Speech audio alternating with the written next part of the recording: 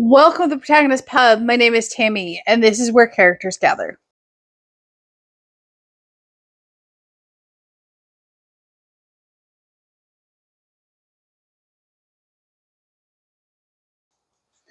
Okay, it is time for the weekly wrap-up video. And last week was a reading experience. And it came very close to being slumpy. Very, very close to being slumpy. There are a lot of DNFs for this week, last week. And by a lot, I mean more than 5. So, without further ado, the DNFs for last week. First 2 are by the same author. That author is Sophie Irwin. I read them out of order. Did not affect the DNFing, however. So the first book I picked up, these were both from library. They were both audio. That was Lady's Guide to Scandal. I listened to over half of this book. And, no. I couldn't do it. So if you write historical fiction, if you edit historical fiction, you should probably get the history correct. This book is set in Regency England. Post-Regency England, but it is still right after Regency England. So we are nowhere near the Victorian era. However, our heroine is a widow who is following very strict mourning guidelines and mourning wear, and they are enforced by her mother-in-law. And none of that happened in Regency England. Not a single mourning thing in this book was historically accurate, and I couldn't do it anymore. I really couldn't do it anymore. There was no such thing in post-Regency England before Victorian. Before Victoria became a widow, as wearing black for a solid year, set time frames for mourning, the inability to wear any color, just none of that is applicable to this book. I could not do it anymore. I could not overlook it. I could not tolerate it. I DNF'd it halfway through. I tried. I gave it every attempt, but seriously, do not pick it up if this kind of stuff bothers you. It is historically, ludicrously, obviously, glaringly wrong. So I then picked up the first book of the series, A Lady's Guide to Fortune Hunting. Again, listen to half of this book. Our main heroine is just... Our main heroine is incredibly mercenary about securing a fortune. Excuse me while I handle the bird. So, our heroine is incredibly mercenary in her search for a wealthy man to save her and her family. And she's not subtle about it. She's very upfront, and she's setting her sights on a non-titled man. I will give her that. However, the way the story is set up, that the Earl, who knows all about her schemes, is going to end up being the man that she marries. It is utterly unbelievable, and she is so incredibly unlikable. And just...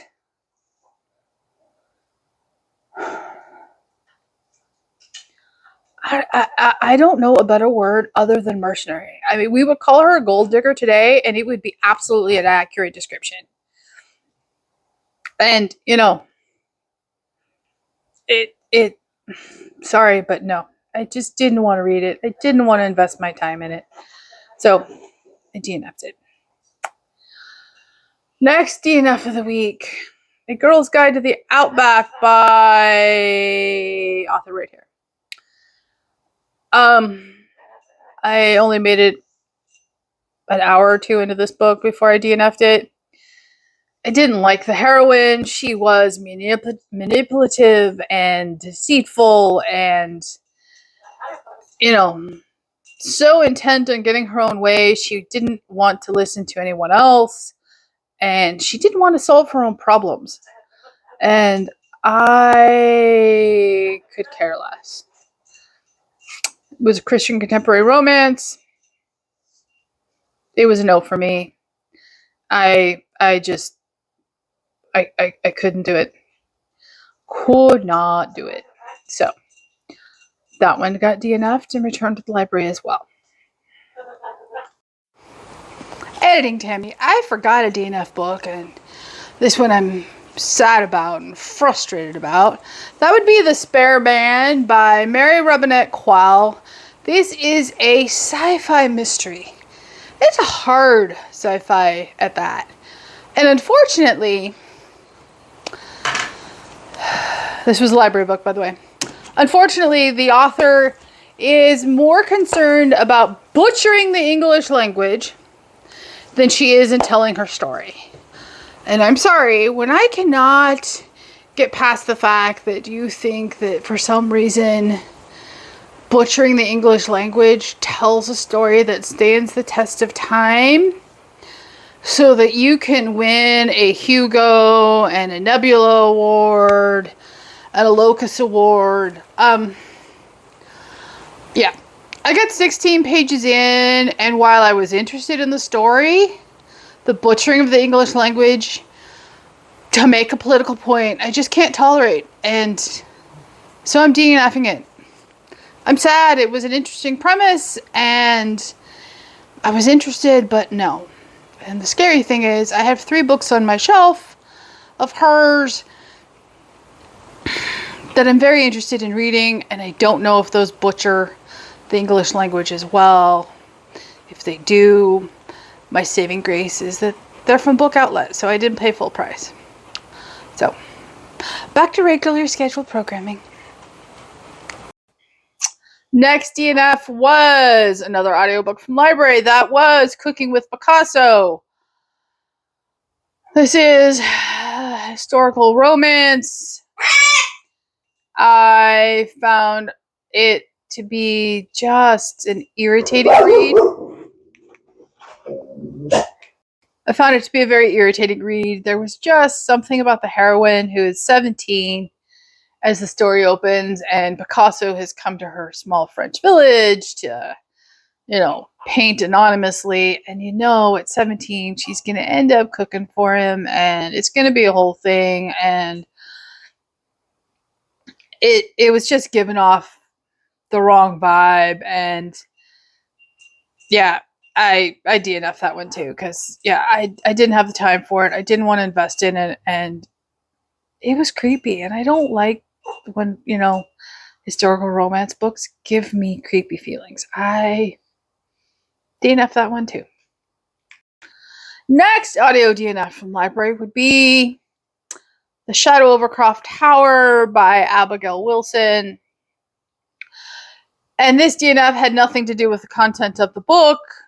I think the narrator wasn't working for me, and I was already so close to a slump that it just wasn't working for me. So I will actually physically read this book, be it in a physical format or digitally, versus listening to it. This is not, I repeat, not a reflection on an Abigail Wilson book. It is not a reflection on the story. It has much more to do with where I was headspace-wise at the time than the actual book itself.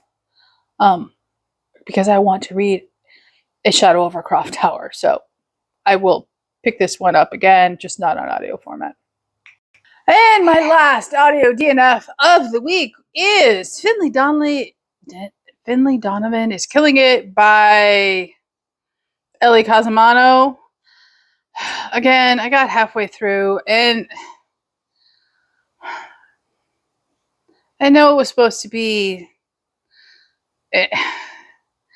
quirky and funny, and I just found it utterly unbelievable and just silly. This one is a definite miss for me. It's just off. It's just, getting mistaken for a contract killer, and you don't immediately report the woman who slips you a note requesting that, you kill her husband, and then he ends up dead in your minivan. Anyway, it's just, no. Just no. Okay, so what did I end up reading this week? Because believe it or not, the week somehow turned around. So the first book I finished this week is an audiobook from library. That would be The Peculiar Charm of Miss Jane Austen. Writer escapes me. It's on the book cover right there. I do not know why I did not DNF this book. I'm just going to be honest. I don't know why I didn't DNF it. I did finish it, however, so it goes in the finish pile. But I can't recommend this book. It's just, I couldn't even tell you what the book is about. So Jane Austen somehow time travels into a different version of reality, as does our quote-unquote heroine, and I don't know why Jane Austen was there. There is nothing to say that this book was good. However, it does manage to capitalize on the Jane Austen love, but skip this book. Don't waste your time like I did. So the first book I actually read would be Retying the Knot by Liwen Y something. Author's on the cover. This is not really a novel. It is really more of a novella. It's like 174 pages electronically. It is on Kindle Unlimited. It is the first book in the 40 plus rom-com series. This wasn't bad. It had so much potential in the first 20%, 5 chapters or so, 25%. And then it just flew to the end. There was no character development. There was no story development. It was just very surface level. And yes, it got me invested enough that it broke the, potential slump that I was diving into. But I wanted more. I wanted some depth. I wanted some character growth. I wanted some actual romance in a book about romance. And all of that was missing. All of the potential was there, but none of it was fleshed out. And I prefer fleshed out stories. So unless I just need to read something very quick, like I read that in like 2 hours, I probably won't be picking up any more of the series. Okay, what did I read next? I then picked up, oh Lord, what did I pick up? I can't even remember. That's how wild of a week this was. Let me check. Next was another audiobook from my library. It was Bookshop Cinderella by Laura Lee Guhrke. This is the first book in the series. It is a new release. This is a historical romance. It is not closed door. It is mildly flirtatious through most of it. Then you hit chapter 20, and I recommend skipping chapter 20. Otherwise, the book is great. I do not like smutty books on audio. That is disturbing. But this isn't, for the most part, I would not consider this book spicy and smutty. Just chapter 20. There is some heavy petting, but it's not like uncomfortable heavy petting. It's not even really heavy petting. But the overall story was fantastic. It is obviously Cinderella, but I got more My Fair Lady vibes from it than I did Cinderella vibes. And I love My Fair Lady. It's one of my favorite movies of all time. I loved the characters in this book. I loved the writing. I loved the story. I loved the fact that, our heroine, stands up for herself. I love the fact that our hero is smart enough to realize that if it's ever going to work in the end, she needs to realize it first. This was just a great book, and I will read the second book when it releases. I may read some of her back catalog. I just won't listen, so I can skip the smutty chapters. But it was an enjoyable, well-written book, so I have no issue with that. None. I really, really don't. And then I listened to Fragile Designs by Colleen Coble. This is Christian romantic suspense. And you all know I love Colleen Coble's books. And this was no exception. This is my first audio from Colleen, and it was fabulous. I listened to all of the book in one day. I surprised myself, and I went to bed with an earbud in so that I could finish that last 90 minutes before falling asleep. And I did. The last 90 minutes, there are twists and turns, and yeah, sure, I guess the entire ending well before the end of the book, but that's not unusual for me. I loved this book. This is not... So our characters have some back history before the book starts, but not a lot. And this isn't what I call a trauma romance. Yes, they go through a bunch of, tense, suspenseful situations, but they don't fall in love as a result of said tense situations. There is a lot of interaction, and there is no marriage proposal. There is no happily ever after as the story concludes. That happens in the epilogue, where it belongs, in my opinion, and it's months later, and I loved that. I love that Colleen does that in her books. Okay, the last book I read this week was My Phoney Valentine by Courtney Walsh. I had to. Amanda just gushes over this series. I really loved Courtney's Sweater Weather installment. So, it's on Kindle Unlimited. It was worth the risk. Amanda is absolutely right when she gushes about this book. It is fabulous. It is funny. It is sweet.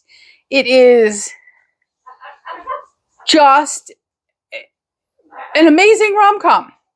And again, it's a fake dating, and there is no happily ever after when the story concludes. It only takes place over, a month.